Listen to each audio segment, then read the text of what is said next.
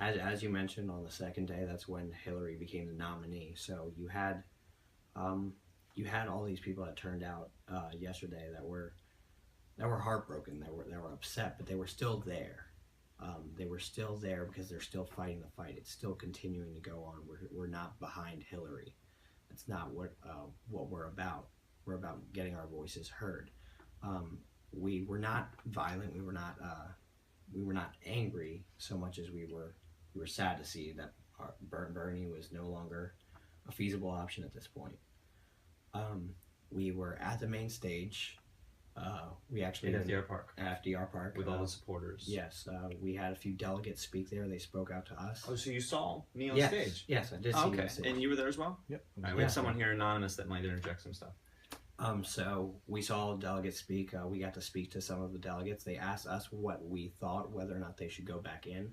That's awesome. Or, that was really special. It was amazing. That was really special. There's the live stream with FDR. It starts the title FDR Park, and it was really special. The delegates came to meet the supporters that have been supporting us from across the street, with barriers and gates and concrete barriers and hundreds of police officers. We've been trying to hear their support from all the way across the street, and the supporters are like, I really wish I knew that the delegates heard me. And so we got 15 to come over and actually talk to them for a long time. And it's amazing. And then we went into the crowd. Afterwards, we were done. We just spent the night with them and just answered their questions and stuff. And it was really special. It was amazing from both sides of it, because you have this wall that they've built between us, the people on the outside, and them, the people on the inside. Right across the street. Right across the street. Three layers of gates. 3 layers of security gates. Concrete barriers. 3 layers of fencing, concrete barriers, a wall of police, and they just want to keep us separated. But it's so amazing for us to be able to support each other in this way, and being able to hear the people on the inside come out, and being able to hear how stressful it's been for them.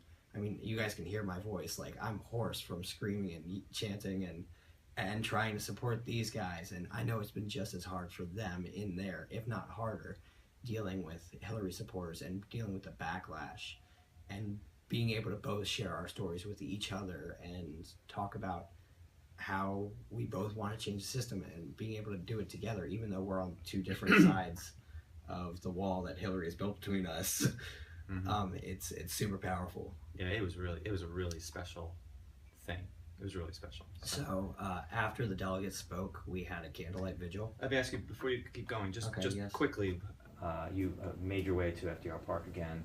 Yes. You were part of the delegate and supporters meeting, which I don't know if I said this, if it was cut out, so I'm going to say it again. It's really special what happened.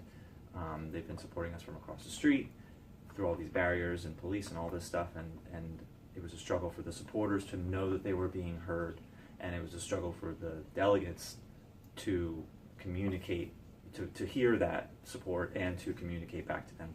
Thank you for doing what you're doing. It's been amazing for both ends of it. Whenever we're able to communicate with one of these delegates, which the police have been doing their not because it's the police force, but the DNC has been doing so much to try to prevent us from talking to each other. They've been making it so that the delegates have to go out certain routes so that they don't get to talk to us. They have three barricades of fencing. In order to get across the street, pretending that there was no security, pretending that there was no cops, but with all the gates and everything, Wells Fargo is directly across the street from FDR Park, where the supporters are. In order to get across the street, you have to walk 2 blocks up, a block over, and then 2 blocks back to get around all of the gates. It's pretending, not even talking about security itself. Yeah. The cops. Yeah. Then we went to we were at the delegate meetup, and we had a blast just talking to you guys. We talked about whether or not we believed you guys should go back in or stay out, and what the results would be either way. We all had, and you guys listened to us, which was awesome. You guys heard our opinions, because you guys support us, and we both support each other. We support you, and you guys voice our opinions. It was really special. There was about 15 of us. It started off with 5, and then it quickly became like 15 Bernie delegates. On stage, we briefly introduced ourselves and then answered questions and listened to this Indian gentleman who's been... Andy was powerful. Yeah, and we were struggling, like we were there for you guys, and we wanted to make sure that you guys were getting the information that you wanted, and he kept on talking, but it turned out that the audience wanted to hear him. That's what we wanted. Again, like as they talked about, if you guys haven't seen it, it was such a powerful speech the man had. And I was like, dude, we're here for the delegates. We want them to be able to communicate with us, but the delegates were, no, we're here for the supporters. We're here so the supporters can ask us questions and we can address them. We gotta get to, we only have some limited time here, and he kept talking and talking and talking and talking, and the crowd was like, we want to hear him. They've been, put my leg down. Okay. Camera's Sorry. having trouble focusing, I think, because it's close. All right. I will struggle. Hopefully that'll stop. But So this gentleman was going on and on and on and on, and I was really like, we only have limited time. I want to get to the supporters' questions. We're here for them, and I tried to elegantly stop him, and the crowd was like, we want to hear him.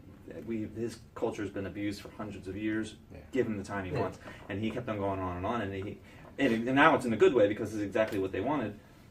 And he ended with this song, and these people were just like crying. The supporters, it was like, I didn't really quite feel it, but I was just witnessing all these people that were really feeling it. It was incredible because he was a Native American gentleman. He was a chief, I believe, of a. He must have been around 70 years old. Yeah, like he was much older. He was part of this tribe out in the middle of the United States, and he just wanted to have his story told about the fracking issues that they were having, about how they were trying to build the pipeline through their tribe, through their grounds, which we've already done enough of taking away from them, and it was just a powerful story that he had to tell us, and we all wanted to hear it because of how long the Native Americans have been oppressed. I was feeling we're all the immigrants. Like everybody here is the immigrants. They're the people who came. And you guys were finally listening to him. And honestly, I was too torn by all the trying to sort of manage that situation. I was sort of emceeing it, and so I wasn't really like into the speech because I just didn't have the time to pay attention. I was trying to coordinate all these other things, but I was just witnessing all of this emotion around me. And especially when he started singing the songs, just people were just like blubbering. It was really interesting. But we only had a half hour, and he really spoke for about 20 minutes. Yeah, so it was really stressful at first. He spoke for a long time. It was really stressful for me at first because I was trying to get all these people to be able to ask questions and all this stuff. So that's why I couldn't pay attention to it really. But it turned out that we canceled the next. They said that the next thing is canceled. You have another 45 minutes. So I was like, phew, gone, my friend. So, but it was awesome. It was just really special. And then afterwards, all the delegates went into the crowd and just talked to people because it ended up being so late that I wanted to just stop by and say hi to the supporters and then go to the convention. But it turned out to be so special that we were just like, we got to be here. So after that, we had the candlelight vigil.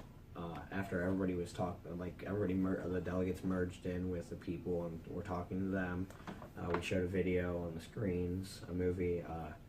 We had a candlelight vigil. Everybody was basically just a candlelight vigil for the death of democracy. So